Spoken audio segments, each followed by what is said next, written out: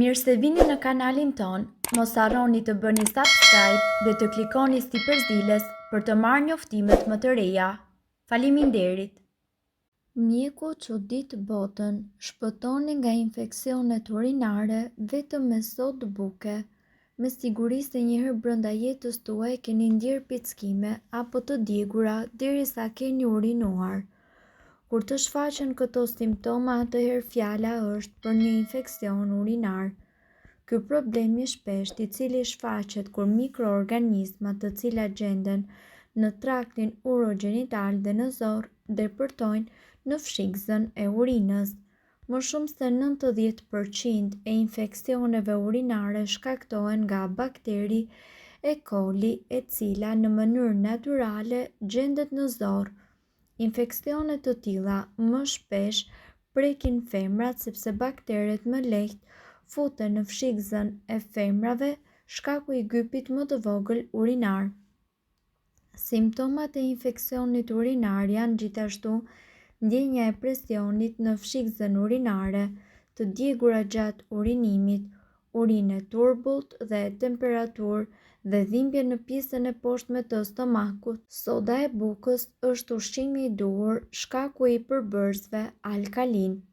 Në 2.5 decilitër ujë shtoni një lugë sodë buke dhe i përzini mirë. E pini të gjithë gotën, më së miri është që ta pini në mëngjes dhe mos e përdorni më gjatë se një javë. Infeksionet e traktit urinar janë shumë të përhapura tek njerëzit. Ato përgjithsisht trajtohen me antibiotik, por antibiotikët shkaktojnë gjithashtu edhe shumë efekte anësore në trupin tuaj. Ndërkohë, sipas ekspertëve, një nga alternativat më të mira për trajtimin e infeksioneve urinare është edhe uji i majdanozit. Majdanozi gjithashtu i largon të gjitha mbeturinat dhe toksinat nga trupi, qetëson në dhimbjet dhe djegjet gjatë urinimit. Ai po ashtu mban nën kontroll nivelet e natriumit dhe të kaliumit. Kjo do të thotë se uji i majdanozit rrit prodhimin e urinës dhe bën të mundur largimin e infeksioneve.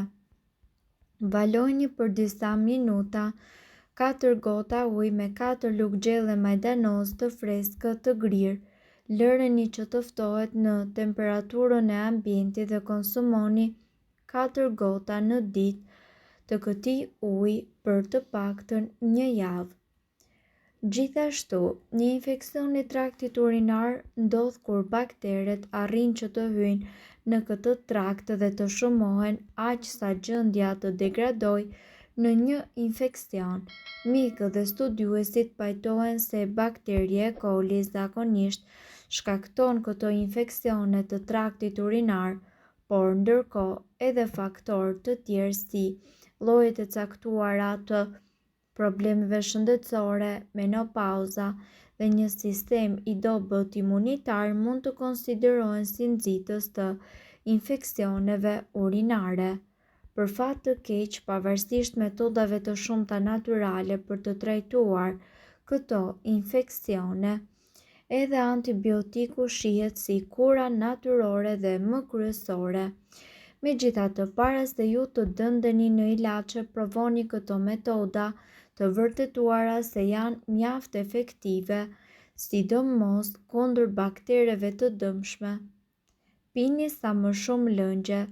Një studim i vitit 2013 zbuloi se dehidratimi dhe konsumi i ulët i lëngjeve mundet që të jetë një faktor rreziku në zhvillimin e infeksionit të traktit urinar.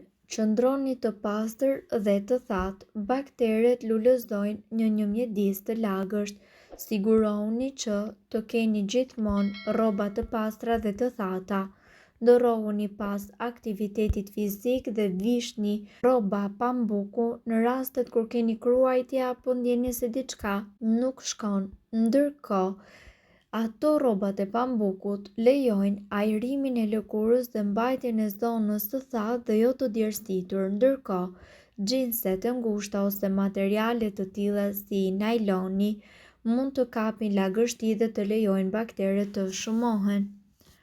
konsumimi i probiotikëve.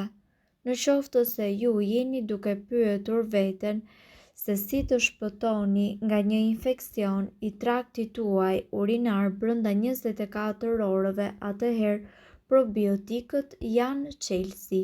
Bakteret e mira dhe të dobishme ndihmojnë gjithashtu në forcimin e sistemit tuaj imunitar dhe gjithashtu në rikthimin e ekuilibrit natyror të baktereve në këtë zonë.